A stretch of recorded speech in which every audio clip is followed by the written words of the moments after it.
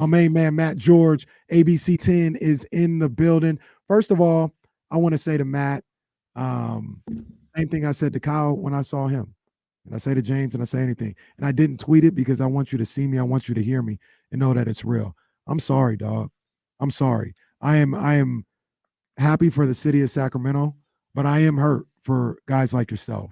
And what happened in Oakland with the A's, regardless, it shouldn't have happened. You guys don't deserve that. Oakland doesn't deserve that. I've said numerous different times my experience with living in Oakland and feeling that city the way I did. I loved my time in Oakland. I love Oakland.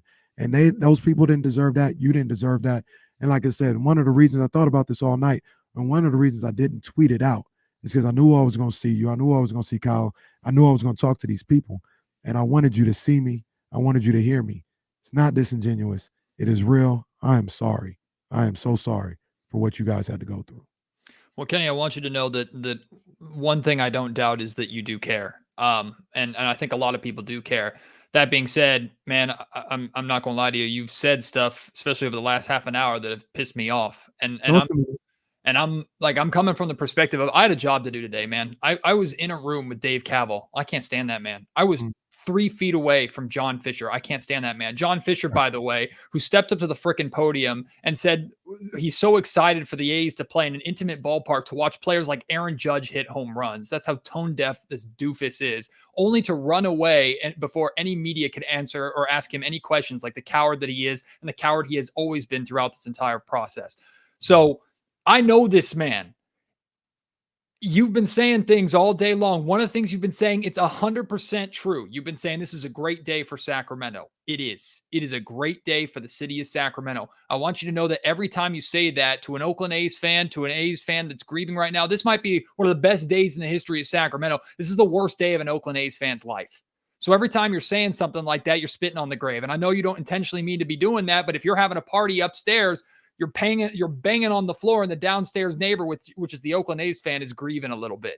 So this is a tough day for Oakland A's. This is a horrendous day for Oakland A's fans. I get the celebration in Sacramento. That press conference didn't surprise me one bit. It's a bunch of celebrations and yay, this is great, this is awesome, blah, blah, blah, everything that everybody wanted to hear, whatever. I don't care. Like I had a job to do, did the job, and honestly, I was doing okay today. Like I was pissed off. I was numb, but I was doing okay.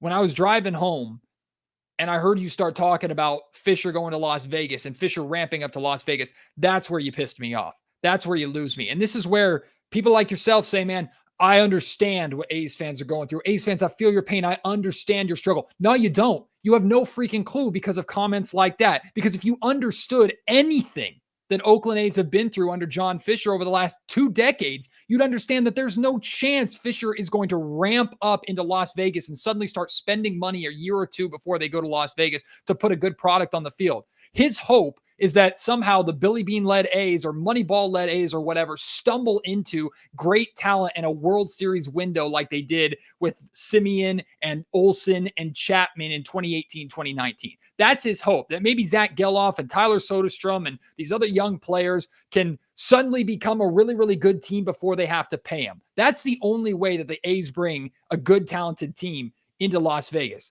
John Fisher is not going to spend a penny more than he has to, and he's pocketing even more than he needed to or than he would have had he gone to Las Vegas or immediately, or had he gone to Salt Lake City. Sacramento is giving Fisher the out. Sacramento is lining Fisher's pockets. He gets to keep a TV deal from a top 10 market, bring it to a top 20 market so it slightly depreciates in value instead of taking it to a top 40 market in Las Vegas. That is a monumental difference in the amount of money that he can make. So the city of Sacramento is doing Fisher a tremendous amount of favors, all while Dave Cavill, the president of the Oakland A's, laid it out as perfectly clear as possible. Sacramento is a bridge. We are being used to get Fisher to go to Las Vegas. Now, maybe it falls apart.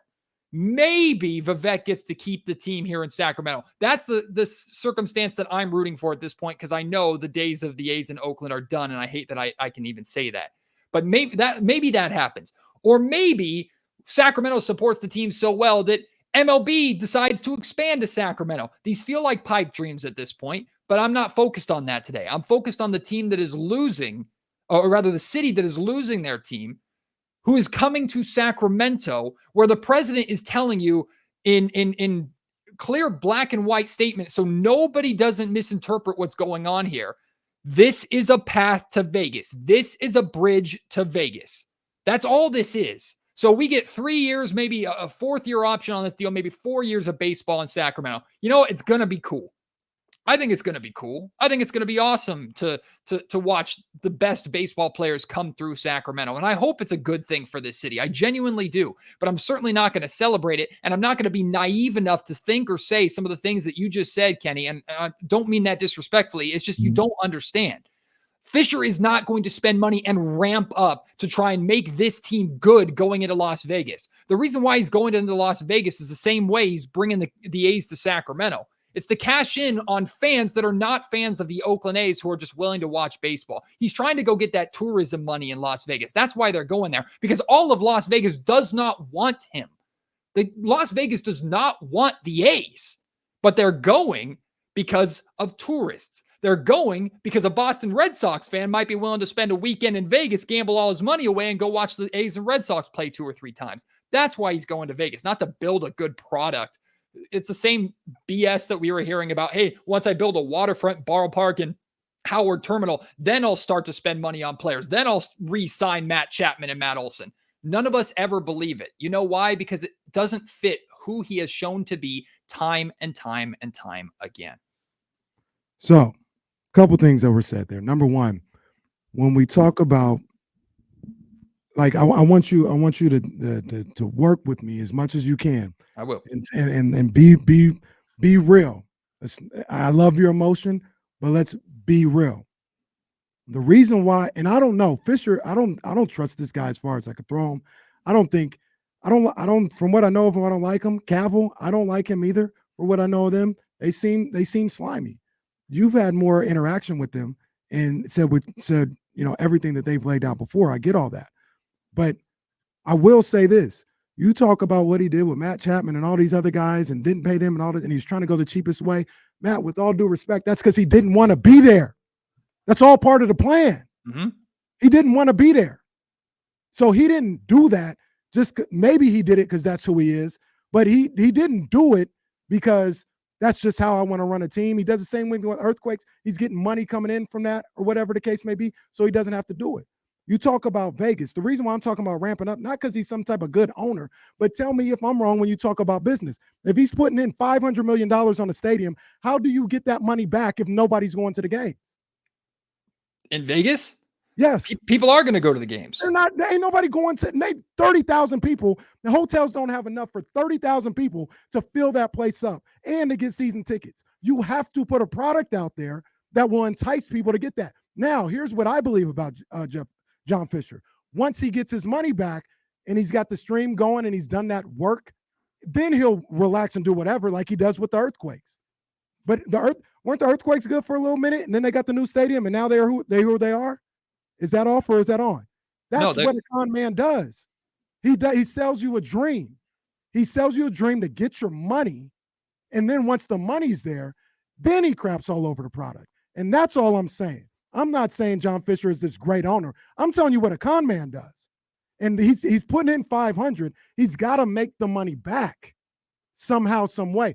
That's how you put a good product out there. Once you make the money back and you've got a regular rotation coming in, then you can say, I'm good. I don't have to do anything. I got the money coming in. I'll sell off all these guys. I'll never keep all my guys because I'm still getting this money coming in regardless of whether you come or not, because I've got the season ticket holders. I've got the hotels giving me hundreds of $millions every year.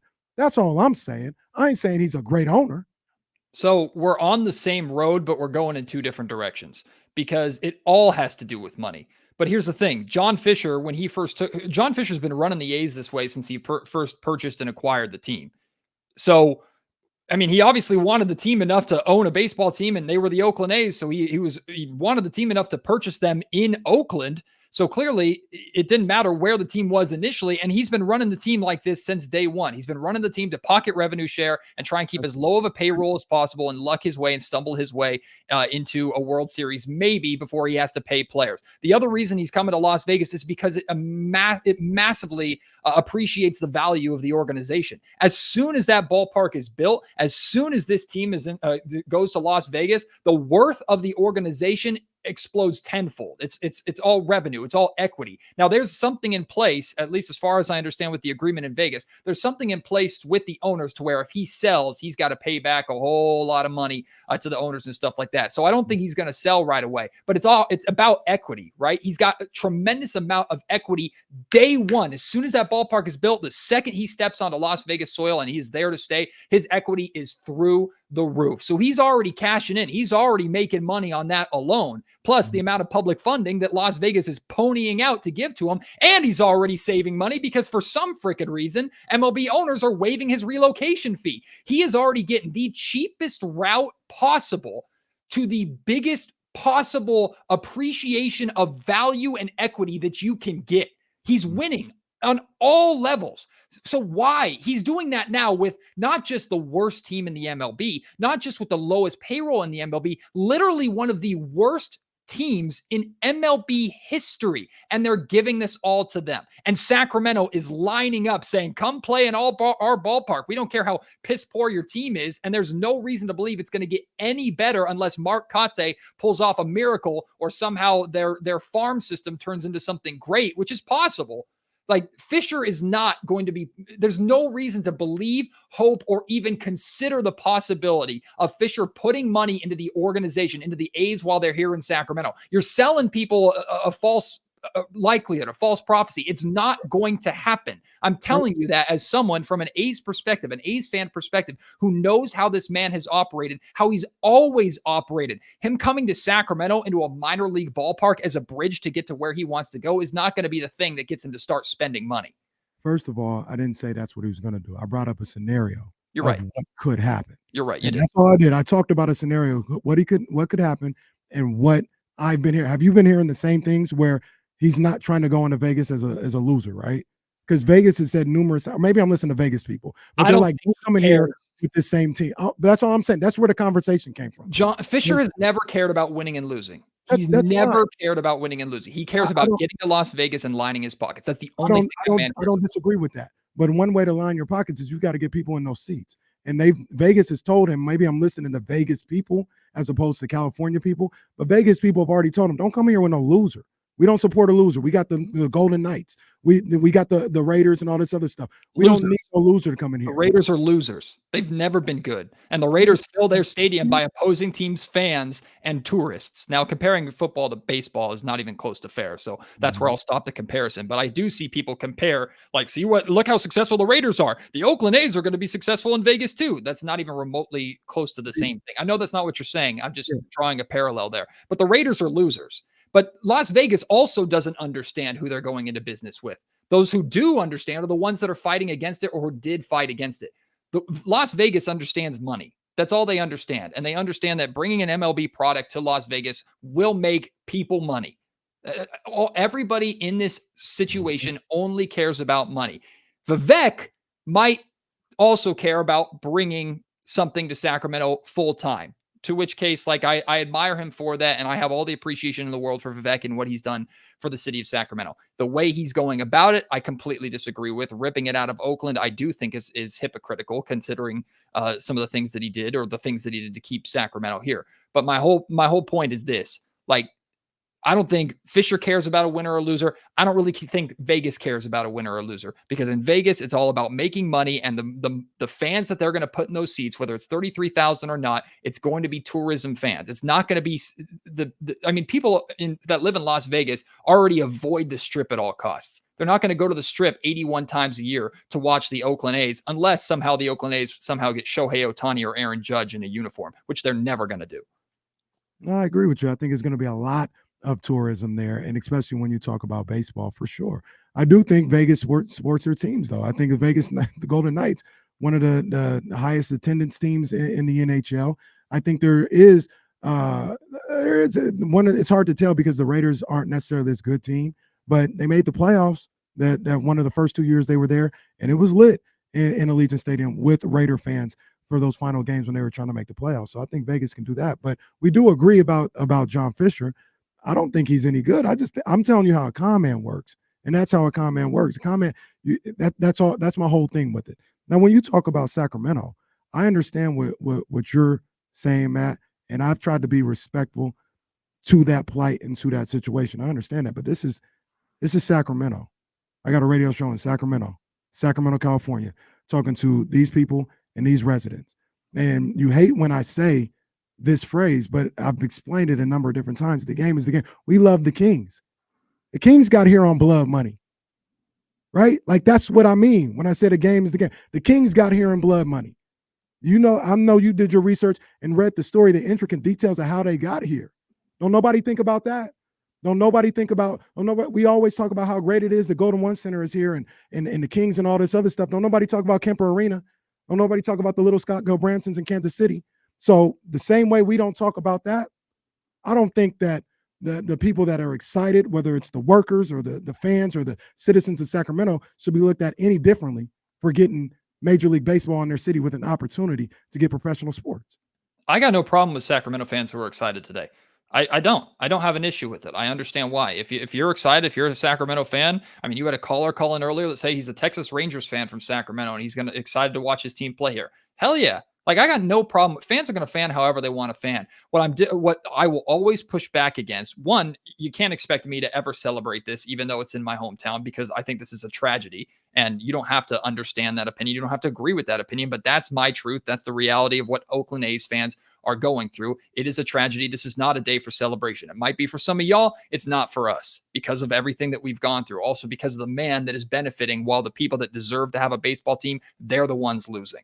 So, but if you're excited to have I mean, my wife is excited. My wife is going to take my son to watch MLB baseball here in Sacramento. She's thrilled about it. Almost everybody I talk to is excited about it because they don't understand or they haven't gone through what we've gone through, right? And I understand the parallels to Kansas City with the Kings. I agree with that 100%. My only pushback on that is this. Kansas City still got the Chiefs. They still got the Royals, right? Kansas City is established as a really, really big sports market. We can't do that. I'm not going to let you do that, man, because there's a lot in the Bay Area, and I haven't said that. There's a lot to do in the Bay Area outside of the A's. Oakland just lost everything. They just lost. It can't be the number 10 market when we talking about market size. And then when I say there's a lot to do in the Bay Area, it's just Oakland. Like, it can't be that. It's the Bay Area. There's not as many pro sports in this region as there is in the Bay Area, whether you like them or not. I'm not an A's fan, but I'm going to see pro sports. You don't have to be a Giants fan. You get to see pro sports. You don't have to be a Warriors fan. You get to go see pro sports. So we can't do that for Kansas City to make that situation feel better and not do that for the Bay Area. I think you're misunderstanding what I'm saying. I'm saying in the Kansas City situation, they still have stuff there. Oakland is losing everything. I don't know how Kansas City fans felt about losing the Kings to Sacramento. I have no idea. I wasn't even a freaking live at that point in time. So I don't know. So I don't have any attachment emotionally or logically to that entire situation. But what I'm comparing is Kansas City, they still got teams. They still got sports there. Oakland just lost everything. Shout out the Roots. Shout out the Ballers. Like they're trying to do other things, and the community is trying to support other sports to show that they still love their sports in Oakland. This city just lost, bang, bang, bang, 3 major sports franchises. And you talk to an Oakland fan, the last thing they want to do is go across the Bay Bridge. Now I'm going to support the San Francisco 49ers. Now I'm going to go support the San Francisco Giants. It's really easy for someone in a position whose team is not being taken away to say, why don't you just go and do that? From someone who's in my position or an A's fan's position. No. That's what you just did about Kansas City. You say, oh, you got teams, just go do that. No, Kansas City, they have other teams in their market. Yeah, but maybe they were just a basketball fan. Not everybody likes baseball. Then I sympathize for them. I sympathize for them. I'm talking about Oakland fans have nothing except for the Ballers and except for the Roots. But they lost every major sports franchise that they have. This was the last one left. They lost everything today. So I don't whether it's like or connect the comparisons between Kansas City getting the Kings and Oakland losing the A's, like whatever. If you want to tell yourself that or you want to have that argument, I can't necessarily refute it. I'm just saying from my perspective, the two things aren't the same because they still got sports franchises over there. That's still a major sports city. Oakland has been gutted completely. Oakland has lost everything. That's what I'm talking about in this whole point. Again, it shouldn't even be an Oakland versus Sacramento thing. It's never been an Oakland versus Sacramento thing. It's all been about one man. You call him a con man, you're absolutely right, except one thing. John Fisher isn't smart enough to be a con man. John Fisher has been given everything in his life. He inherited his money. He's pocketed revenue share, and now he's taken every handout he can to go through Sacramento to Las Vegas. He's not smart enough to be a con man. So he's just going to keep taking money and keep taking advantage of every situation possible. Congratulations, Sacramento. You got yourself minimum 3 years of a baseball team. I'm happy for you. More than likely, you're being taken advantage of. Maybe it works out. Maybe it doesn't. But that's the reality of the situation. That's really all I got to say. The other, and I want to know what you think about this. I know you got a lot to go on. I appreciate you taking the time to hop in on your Thursday. But the other thing about this, and I want to know what you think about this, is you might have heard a little bit of it, but John Fisher is who he is. We've laid that out a number of different times. Mm-hmm. The real, I don't want to say the big boss, the final boss, and the final villain in all of this is Rob Manfred. Yes. Because John Fisher can't do any of this unless he is locked in tight with that commissioner. And the fact that there's no real commissioner, and that the commissioner is complicit in all of this. That's the thing. Like these owners, they run wild. They're crazy people. That's what a commissioner is there to be. Say, hey, yeah, you may think this is whatever or think this is good, but for the betterment of the game, no, you need to do this. We're not allowing this to go down. And the final death blow for me is the fact that Rob Manfred is in lockstep with John Fisher on this. And that guy's a clown too. 100%. Rob Manfred he's already, before he made this idiotic statement that I'm about to say, he's already been the worst commissioner in pro sports in America and probably in the world. And that's like not refutable. But the second that the Oakland A's, the second that the A's fans, the city of Oakland, organized that reverse boycott to send a clear message to the world, a very positive message on a night that was about not just, hey, fans are still here, but this is a celebration of Oakland's history and why we love Oakland so much. And we're willing to come together. A community organized event is willing to come together to put together something where not just a few thousand people, 20, 30,000 people. It was like 33,000 people came together to be a part of this. And for Manfred to make the statement, oh, it's great for the A's to put together or Oakland to put together a league average crowd for one night. Like, that tells you everything that you need to know. They don't care about Oakland. They've never cared about Oakland. Fisher doesn't care about Oakland. Manfred doesn't care about Oakland, but that's the problem. Oakland cares. Oakland's always cared. Oakland's always been there. And the people who are winning are the people who don't deserve to be making decisions to rip away something that means a whole hell of a lot more to the people that you're ripping it away from than to the people who are doing the ripping. Right? Manfred doesn't care about the A's. They're a means to an end. Fisher doesn't care about the A's. Fisher doesn't even care about baseball. I'm not even convinced John Fisher cares about baseball or sports, period. Fisher cares about making money. That's it. And unfortunately, the power structure, capitalism, whatever the hell you want to call it, deeper political conversation that I'm not smart enough to talk about. That is the situation, the scenario that we're in here. You got two people who don't care about the product that they are ripping away from the people who do care, all to make money, and they're willing to drag the people who do care and spread misinformation about the people who do care while being condescending to them the entire time to do it. That tells you everything that you know about these people. And those are the people, that is the guy that Vivek Ranadive says is his friend. Those are the people that the city of Sacramento just got into bed with. I don't know if it's going to work out for Sacramento. Like I said, at this point in time, I'm rooting for it that it does, because now this is my city that's involved. Like, Oakland's always kind of been a cousin city of mine. I've loved the Oakland A's, but Oakland's never been my city. I've always been Sacramento.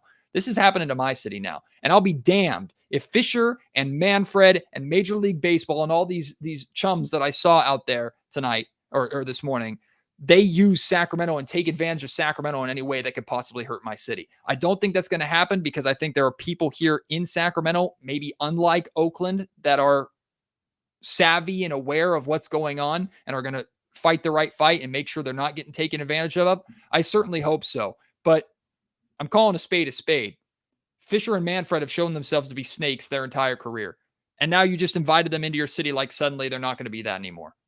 Like, don't be surprised when you get bit. These are who these people are, and Sacramento went into business with them. I'm never going to be excited or happy about that. Yeah, I don't think they can bite me because I got the gloves on, right? Like the gloves that protect me. I know like I said yesterday, we know what we're getting into. They do gloves. No, how they go? Yeah, you like they test the venom on the snake and they like I got that glove on. I was thinking like an eagle. I know what I'm getting. Eyes wide open. I know who I'm dealing with. I know what I'm getting in. This could be 3 years and 3 years only. We know all that, and that's where I take. I don't know if umbrage is the right word, but ain't nobody getting used. We're using an opportunity here, and I'll ask you the same question that I asked Jesse earlier. Diamondbacks got an issue in Arizona right now with a ballpark. Owner want to pick up, Joe Lacob want to pick up and take over the Arizona Diamondbacks to come to Oakland. Is he wrong? Yes. Well, ain't no well. Ain't no well. Ain't no well. I think the same because the same energy is me saying I agree with you. Sacramento played a role in Oakland losing the baseball team. I understand that, and that's a pill they got to swallow because a lot of people, it's not different. They're already leaving. I hear everything that you said. I've read everything that you said. The options were slim to none if Sacramento wasn't involved, and Sacramento got involved. So in that situation, there ain't no different, in my opinion, if Arizona loses their team and they come to Oakland. Yeah, I agree with that. I do agree with that. I mean, the only way Oakland's done. Baseball's not coming back to Oakland. But the only way that it should have happened is Fisher selling the team, which would have been better for everybody. And unfortunately, because like you've talked about a lot, he's a spiteful man. He's not going to do that. And Rob Manfred, for some reason, is continuing to, and MLB owners, period, Major League Baseball, they're continuing to support a man who has not only made a mockery out of himself and mockery of one of the greatest and most historic franchises in MLB, he's made a mockery of the entire sport, putting a product out there that he puts out there and fielding a payroll that is less expensive. His payroll is lower now than it was when the A's were winning World Series in the 80s. And we know how much a dollar has appreciated from that point till now. So this is who Fisher is. MLB is choose to support them while Oakland has been screaming these people are not good. These people are liars. And Sacramento decided to partner with them.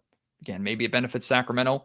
Maybe it doesn't. Short term, if you can put all that aside and just focus on the aspect of there's baseball in the capital city, it's going to be really cool for a lot of people. And I'm very excited to see Sacramento do what they always do, which is show up, show out, and show the world how passionate sports fans we are here in Sacramento.